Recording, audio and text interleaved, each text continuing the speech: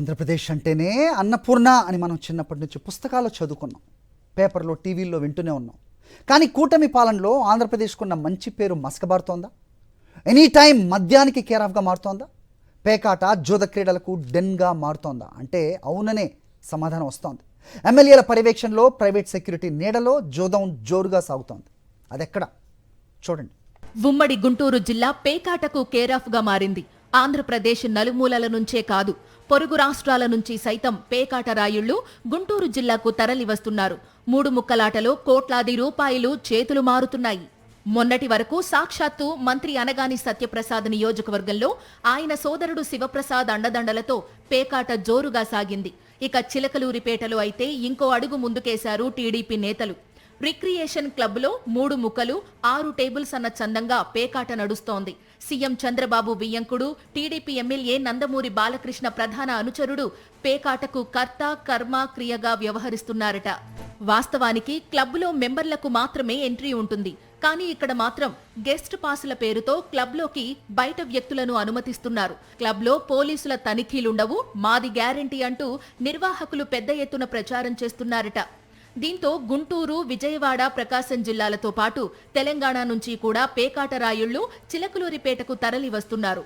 నిజానికి క్లబ్లో పేకాటకు అనుమతి లేదు, పూల్ గేమ్ పైన నిషేధం ఉంది. అయినా సరే అనుమతి ఉందని చెప్పుకుంటూ క్లబ్లో పేకాట ఆడిస్తున్నారు. 5,000, 10,000, 20,000, 50,000 చొప్పున కేటగిరీలుగా టేబుల్స్ ఏర్పాటు చేసి మరీ పేకాట ఆడిస్తున్నారు. ఉదయం 10 గంటల నుంచి రాత్రి 10 గంటల వరకు కంటిన్యూగా జూదం సాగుతోంది.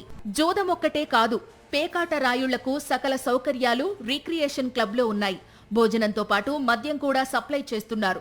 పేకాట రాయుళ్లు ఉదయం క్లబ్లోకి వస్తే రాత్రి వరకు ఎక్కడకు వెళ్లే పని లేకుండా పేకాటలోనే మునిగిపోతున్నారు.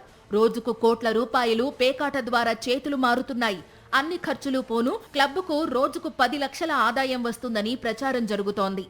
జోరుగా జూదం సాగుతున్నా పోలీసులు క్లబ్ వైపు కన్నెత్తి కూడా చూడటం లేదన్న విమర్శలు వినిపిస్తున్నాయి.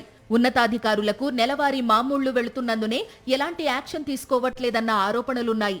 అంతేకాదు, ఎమ్మెల్యేకు కూడా రోజుకు 1,00,000 చొప్పున మామూళ్లు చెల్లిస్తున్నట్లు టాక్.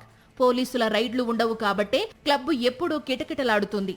రోజు రోజుకు పేకాట కోసం వచ్చే వారి సంఖ్య పెరిగిపోవడంతో పార్కింగ్ కోసం పక్కనే ఉన్న ప్లేస్ ను కూడా లీజుకు తీసుకున్నారట. క్లబ్ చుట్టూ నిర్వాహకులు ప్రైవేట్ సెక్యూరిటీ ఏర్పాటు చేశారు.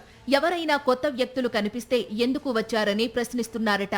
అనుమానం వస్తే పూర్తి స్థాయిలో వివరాలు సేకరిస్తున్నారట.